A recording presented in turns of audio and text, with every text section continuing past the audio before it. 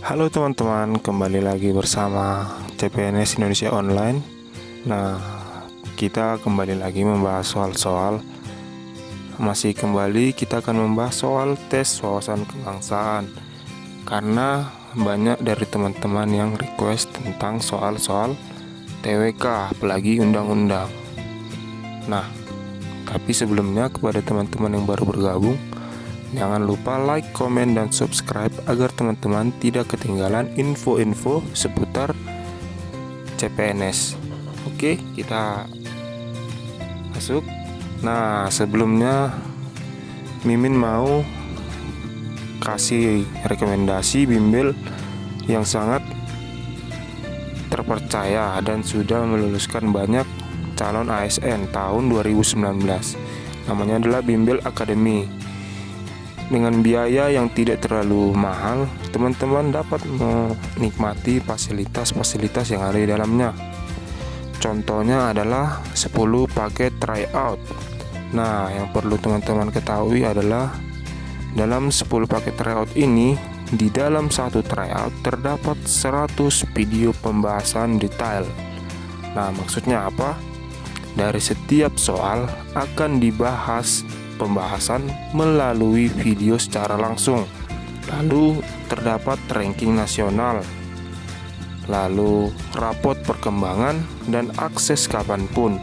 Soal-soal yang ada di dalam Bimbel Academy ini juga sudah memiliki kriteria yang diminta oleh BKN, yaitu HOTS.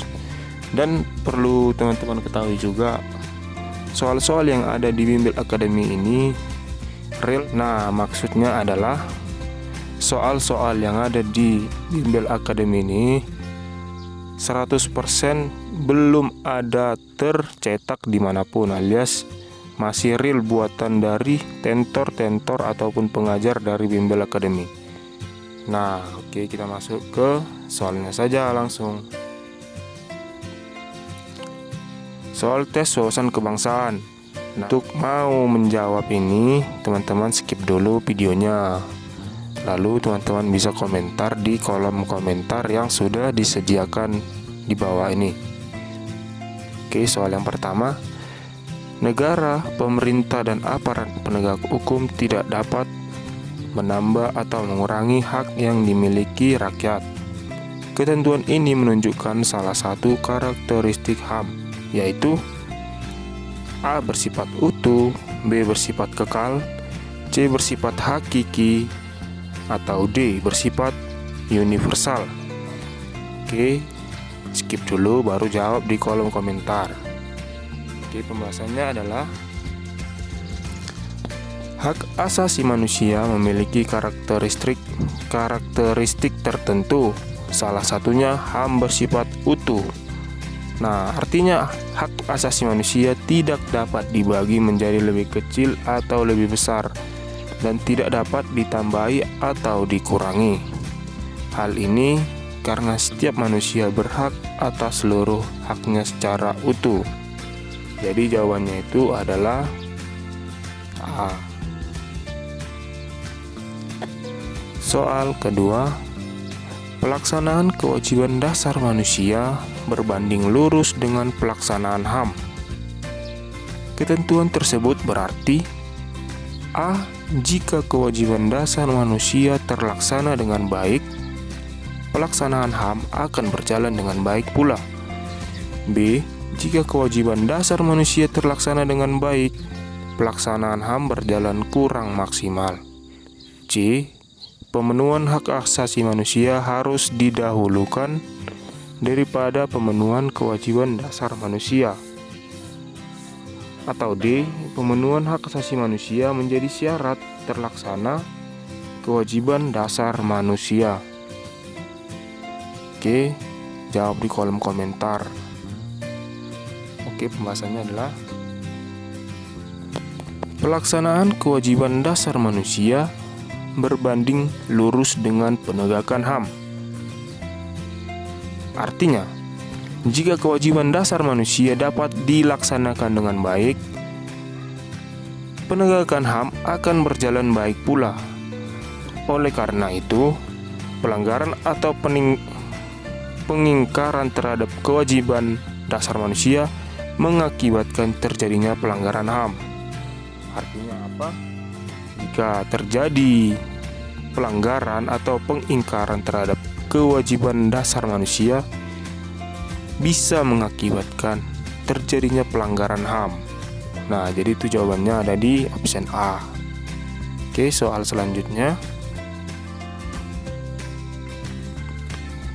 Bentuk implementasi prinsip gotong royong dalam bidang politik dapat ditunjukkan pada kegiatan A.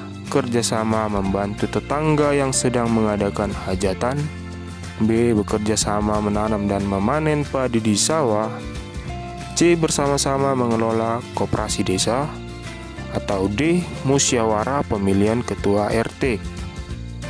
Nah, teman-teman bisa skip dulu, jawab di kolom komentar untuk soal nomor 3 nih. Sudah? Oke, jawabannya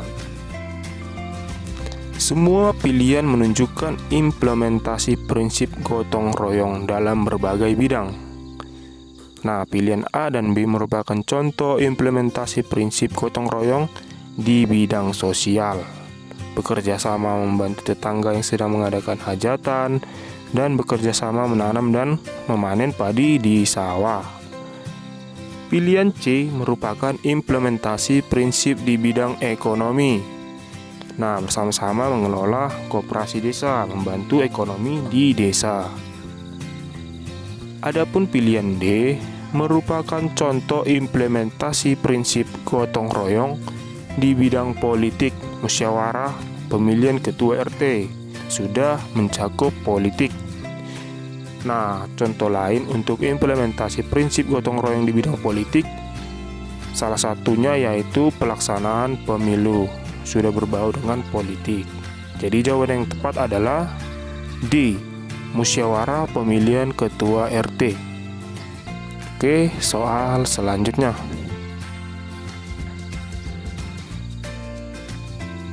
Nomor 4, pasangan norma yang sesuai dengan sumbernya adalah. Nah, sini sudah ada norma dan sumber. A. Norma hukum, sumbernya adalah masyarakat. B. Kesusilaan, sumbernya negara. C. Norma agama, sumbernya Tuhan Yang Maha Esa. Atau yang D. Norma kesopanan, sumbernya suara hati nurani. Nah, oke, kita bahas. Jawabannya adalah pasangan norma dengan sumbernya sebagai berikut. Nah, ini yang sudah diperbaiki, mana pasangan yang tepat dan mana pasangan yang cocok. Contoh norma dan sumbernya. Nah, terdapat norma agama, sumbernya itu berasal dari Tuhan Yang Maha Esa. Norma hukum, sumbernya dari negara. Norma kesopanan, sumbernya dari masyarakat. Dan norma kesusilaan bersumber dari suara hati nurani. Nah, dari option yang ada, kita tahu jawaban yang tepat adalah C. Norma agama bersumber dari Tuhan Yang Maha Esa. Nah, soal yang terakhir ini, soal yang kelima. Terdapat bagan yang ada paling tinggi itu lembaga legislatif. Nah, di bawahnya ada 3 cabang. Yang pertama MPR, yang kedua DPR, dan yang ketiga X. Nah, pertanyaannya, kotak X seharusnya diisi oleh A. MA atau Mahkamah Agung, B. MK atau Mahkamah Konstitusi, C. KPU atau Komisi Pemilihan Umum, atau D. DPD, Dewan Perwakilan Daerah. Oke, boleh dijawab dulu di kolom komentar.